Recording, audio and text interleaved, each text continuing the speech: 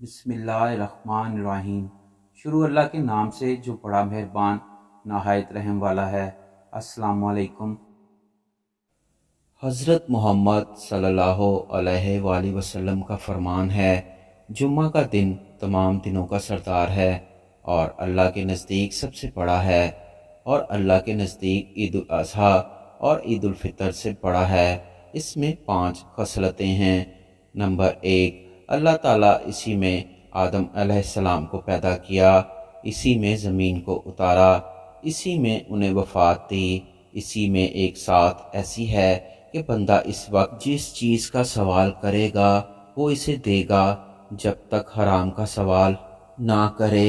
اسی دن قیامت قائم ہوگی، کوئی مقرب فرشتہ آسمان، زمین اور ہوا اور پہاڑ اور دریا ایسا نہیں کہ جمعے کے دن سے ڈرتا نہ ہو۔